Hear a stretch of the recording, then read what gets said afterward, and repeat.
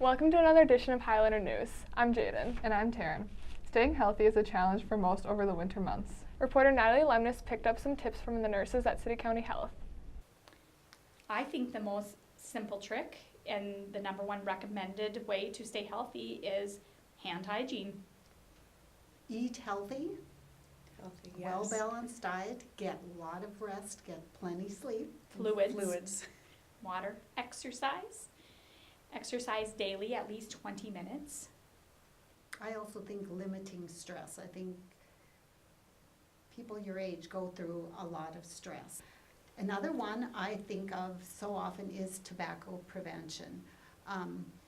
Tobacco users have limited capacity for their lungs, so all around on your health, it's best to be tobacco-free. Reporting for Highliner News, this is Natalie Lemnis. Jefferson second grade students show their appreciation for the veterans every year. Jaden Dieterle and Alyssa Hatcher go down memory lane and bring us the story. Mrs. Askew started the tradition years ago and continues to this day.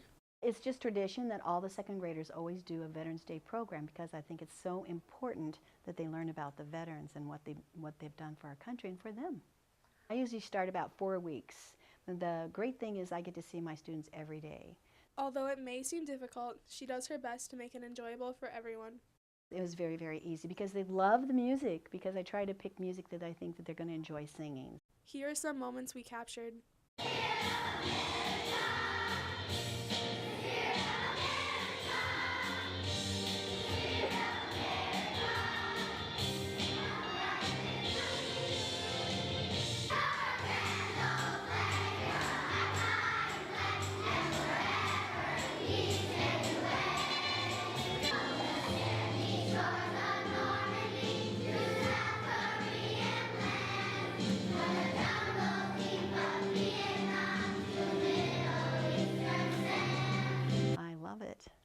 I love it. Why would I be doing 43 years if I didn't love it? It's a joy. For Highliner News, this is Alyssa Hatcher. As the students in Mrs. Kawasaki's class learn about Japan, they get a taste of Japanese music through a local talent. Reporter Michaela Walla brings us the story. Singer and songwriter Greg Hager came to VCHS to share his talent. Mrs. Ross and Mrs. Kawasaki were doing a section, an educational section on the country of Japan, and Mrs. Hager was doing substitute teaching and said, I've been to Japan. Let me bring some things and collectibles from the country of Japan, and added that to the educational lesson that was being taught. And then Mrs. Hager said, well, maybe my husband will come and sing for you in Japanese so that you can have the language part in addition to what you've learned about the country. And so today I came to school and I sang in Japanese a song that everyone in Japan knows, a song called Sukiyaki, and then a song that I wrote for the Japanese people that I call I'll Come Back. Just the story of the song says, I've connected with the country and I will come back to see you again. Wyatt Dahl shares his thoughts about the music. I did. It was awesome. Did you like it? Yeah. I did. Greg has been very successful in the past few years in Japan. I actually sell quite a lot of music in Japan. That the Western and country culture is prevalent in Japan, mostly because of the rebuilding process after World War II. And so my music, when it got discovered, got shared, and all of a sudden, you know, this large volume of sales, and please come, Greg. So 2 years ago, it all came together to make a concert tour and sing my music, my songs, to the Japanese people. And that went so successful enough that got asked back, and I was back this year again, and planning to be back next October. And if it all goes to plan, I'll be one of the highlights at the 2020 Olympics in Tokyo. So that's, you know, just exciting to take a dream, take a music, which is what I do, and it makes connections with people, and then that has grown to the point that you've got to come back, Greg. This is Michaela Walla reporting for Highliner News. The halls of Valley City are filled with numerous siblings. Abby Meyer asks the Bernsons questions about their favorite things. Senior Josie, 9th grader Andrew, and 7th grader Aiden. Let's see how they answer some favorite questions. Who's more athletic? Me. Who's the best farmer? Me.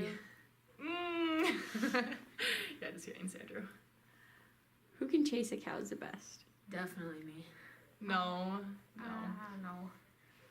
It's me. I think it's me. Dad tells me all the time that it's me. Who's the favorite? Me. Not me.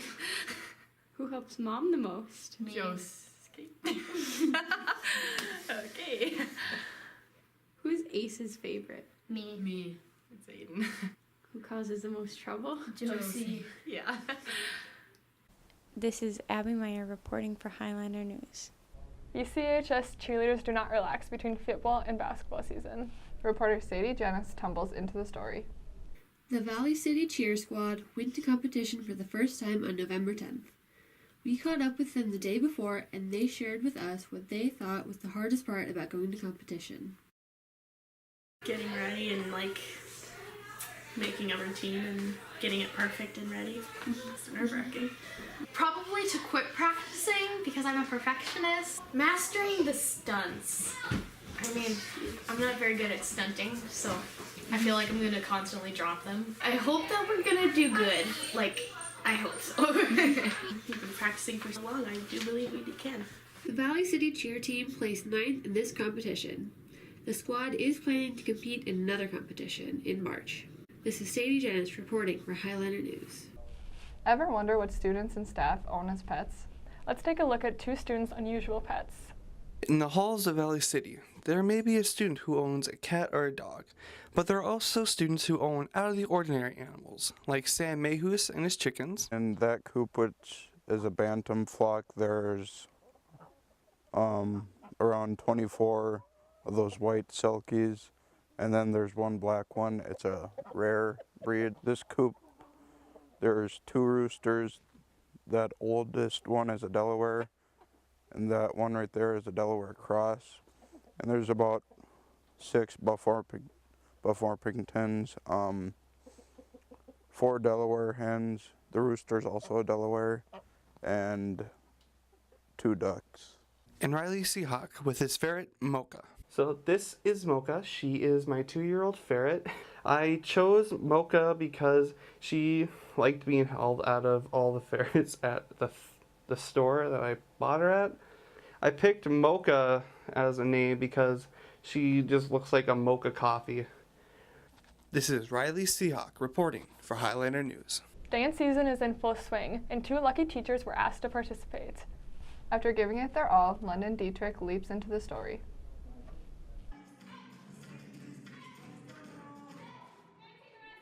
Mrs. Clabo and Mr. Nielsen were invited to a dance practice and soon realized what it takes to be a dancer. Whoa, I think starting with crisscross jump squats was a bad idea. I was already hurting before 5 minutes was over.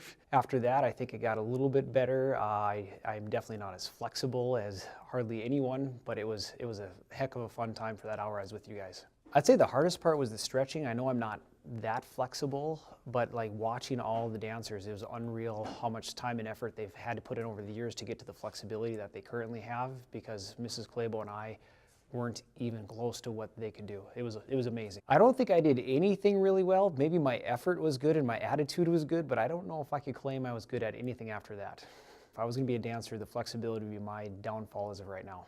My favorite part of the dance practice was probably the working out part, because I felt like I got a workout and I didn't have to go. I also liked how the girls had a lot of fun and were smiling all the time and really just seemed to really get along. The whole athletic part was fine. The plyos and stuff was okay, but when it came to stretching, that was bad news for me. And then also when you did the line thing, my head had to be super snappy. That was tough too, to remember that. Was I good at anything?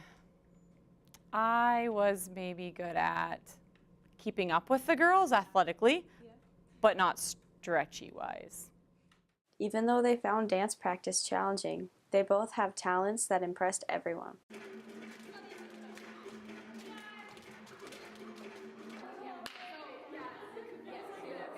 Mr. Nielsen even took a dancer's place in a complex stunt. For Highliner News, this is London Dietrich. Mara Thompson and Carson Main head downtown to Pizza Corner to find out more about this locally owned business. We sat down with Merlin Van Bruren to talk about his job and what Pizza Corner has to offer. I basically do all the jobs available here, whether it's driving, cooking, making pizzas, taking orders. It's similar to being a manager. We offer a wide selection of pizzas. We also have some salads and garlic bread, along with ice cream for dessert if you're interested. Over the years, Merlin has noticed that these pizzas are the most ordered. The manhandler or the spoiler for our multiple topping ones, the pepperoni would be the other one. The comments I hear is they like the taste of the pizzas. It's a one-of-a-kind type pizza that most people can't find outside of the area. Reporting for Highliner News, this is Carson Main. Thank you for joining us from Valley City High School for another edition of Highliner News. I'm Taryn. And I'm Jaden.